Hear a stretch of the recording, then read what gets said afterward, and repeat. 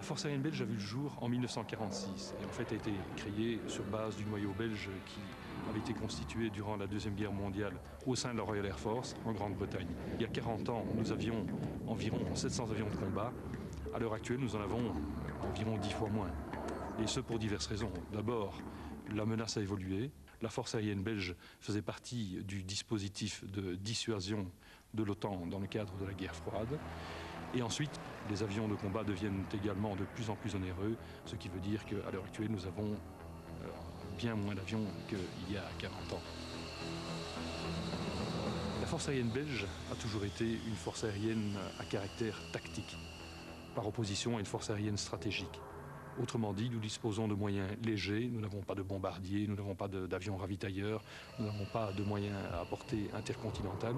Ce sont plutôt des moyens à plus court rayon d'action qui sont mis en œuvre dans des opérations à caractère tactique. Au Kosovo, récemment, nos avions ont effectué pas loin de 700 sorties de combat en défense aérienne et en opération offensive.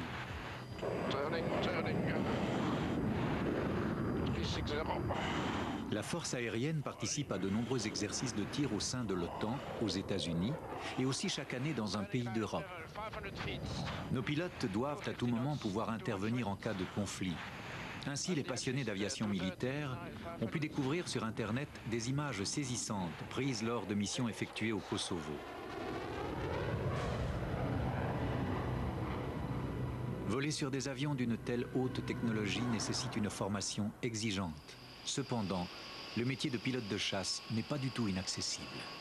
Il y a deux manières de pouvoir rentrer comme élève pilote à la force aérienne. Il y a les gens qui passent par l'école royale militaire et qui, avant de pouvoir commencer à toucher à un avion, vont passer 4 ou 5 ans sur les bancs d'école. Il y a aussi la possibilité de rentrer par le cadre, ce qu'on appelle le cadre auxiliaire, donc directement après les études supérieures secondaires, après l'obtention du brevet.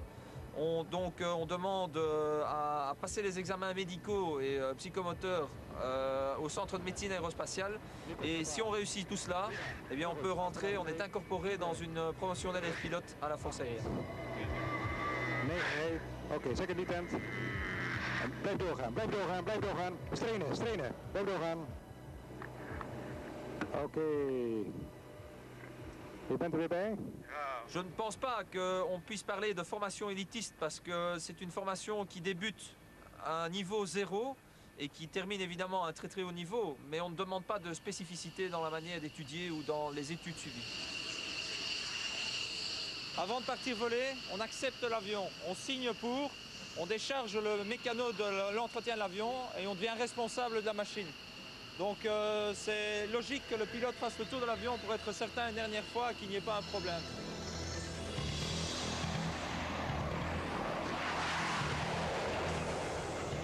Il ne faut pas s'imaginer que les pilotes de chasse sont des personnes surhumaines. Nous sommes des gens tout à fait normaux.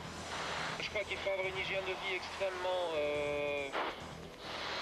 Il ne faut pas que ce soit très très spécial. Je veux dire, oui, il faut se maintenir en forme, faire du sport comme tout le monde, manger équilibré.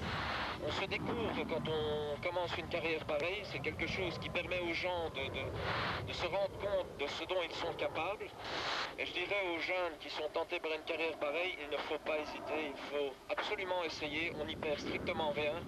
Que du contraire, même pour les personnes qui malheureusement ne sont pas parvenues à leur fin dans le militaire, bien souvent ça aide à entreprendre une carrière soit dans le civil ou bien même dans le militaire mais à un autre niveau. Chaque fois que l'avion quitte le sol, c'est une sensation de bien-être. La sensation de pouvoir passer au-dessus des nuages, de pouvoir se permettre d'aller un petit peu voir le soleil et en profiter une petite heure, c'est quelque chose de fabuleux. Bien évidemment, c'est un rêve d'enfant, c'est une passion, donc pouvoir le faire tous les jours, c'est quelque chose de fabuleux.